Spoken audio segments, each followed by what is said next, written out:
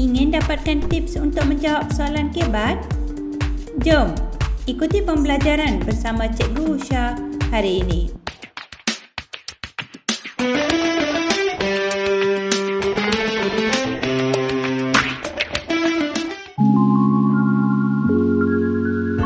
Hai murid-murid, apa khabar semua? Sudah bersedia untuk belajar bersama Cikgu Usha? Hari ini kita akan belajar teknik menjawab soalan kebat. Sebelum kita lihat pada soalan-soalan kebat, biar cikgu jelaskan dahulu bentuk soalan petikan. Ingat ya murid-murid, semua soalan petikan wajib dijawab. Terdapat dua jenis soalan petikan. Yang pertama, soalan bertumpu, dan yang kedua, soalan bercapar. Soalan bertumpu memerlukan respons tertutup, di mana jawapan murid adalah tetap. Jawapan tersebut memang ada dalam petikan. Sekiranya murid-murid memberikan jawapan selain daripada jawapan tetap, maka murid-murid tidak akan mendapat sebarang markah. Ingat ya murid-murid, jawapan perlu diberikan daripada petikan. Bagi soalan bercapar pula, respons adalah terbuka, di mana murid-murid perlu berfikir secara kritis dan kreatif. Jawapan boleh pelbagai, tetapi perlu relevan dengan kehendak soalan. Ingat ya murid-murid? Sekarang kita lihat pada kriteria pemarkahan soalan petikan. Kita lihat dahulu soalan petikan 1 markah. 1 markah diberikan bagi soalan bertumpu. Soalan 1 markah ini memerlukan jawapan yang tetap. Jawapan memang terdapat dalam petikan. Murid hanya perlu salin bulat-bulat tanpa sebarang kesalahan ejaan. Sekarang kita lihat kriteria pemarkahan soalan petikan 2 markah.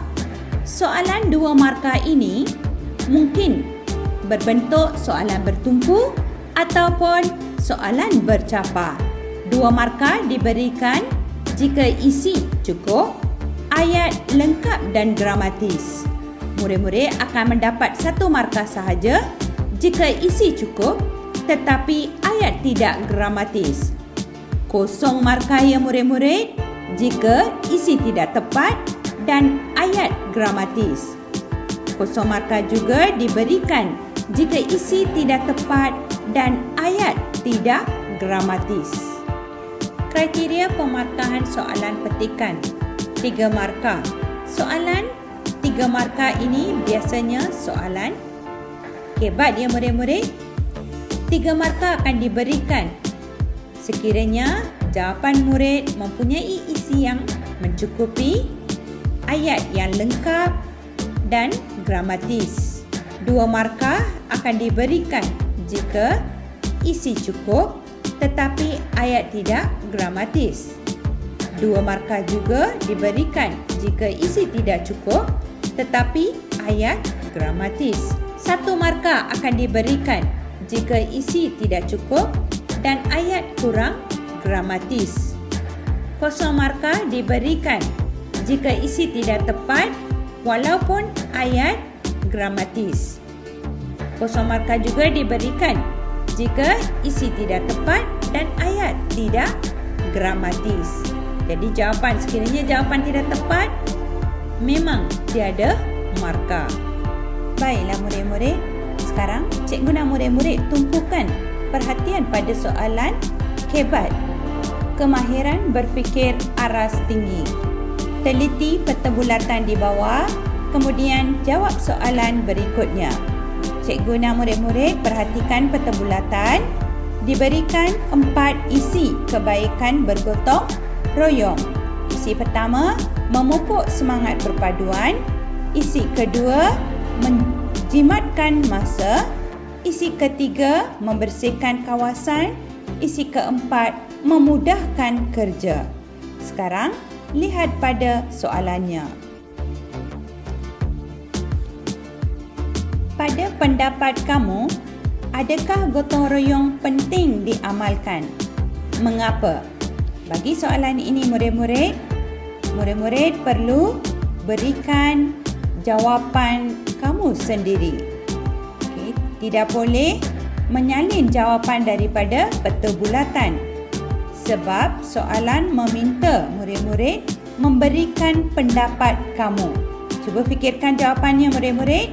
Jawapannya, pada pendapat saya, gotong royong penting diamalkan kerana aktiviti ini dapat menjimatkan kos, mengeratkan hubungan antara jiran tetangga dan dapat ramai kenalan baharu. Bagaimana dengan jawapan murid-murid? Sama tak? Kalau tak sama, tak apa. Jawapan yang relevan boleh diterima. Tapi yang penting, murid-murid telah pun memberikan 3 isi untuk mendapat 3 markah. Itu yang penting. Tetapi isi itu tidak boleh sama dengan isi yang terdapat dalam peta bulatan. Kita lihat satu lagi soalan kebat ya murid-murid. Pada pendapat kamu, mengapakah pengunjung zoo dikehendaki mematuhi amaran yang dikeluarkan oleh pihak pengurusan zoo? 3 markah ya murid-murid. Cuba fikirkan jawapan. Jawapannya, cuba bandingkan jawapan murid dengan jawapan cikgu sekarang. Pada pendapat saya, pengunjung zoo dikehendaki mematuhi amaran yang dikeluarkan oleh pihak pengurusan zoo agar pengunjung dapat menjaga keselamatan diri, kehidupan haiwan tidak terancam dan memudahkan kerja pihak pengurusan zoo. Okey, perhatikan gambar piramid makanan ini. Kita lihat soalannya ya murid-murid. Mitra selalu mengalami masalah selesema. Makanan apakah yang perlu diambil lebih oleh mitra untuk mengatasi masalahnya? Cuba fikirkan jawapannya murid-murid. Cuba lihat jawapan cikgu sekarang. Mitra perlu mengambil makanan yang mengandungi zat dan vitamin seperti buah-buahan dan sayur-sayuran untuk mengatasi masalahnya. Kita lihat soalan kebat seterusnya.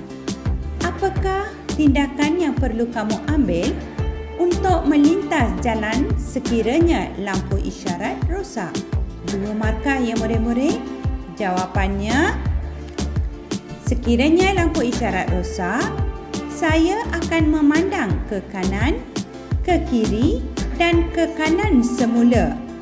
Lalu melintas jalan apabila tiada kenderaan. Cikgu berharap murid-murid sudah pun memahami teknik menjawab soalan kebat. Jumpa lagi dalam video lain. Bye-bye.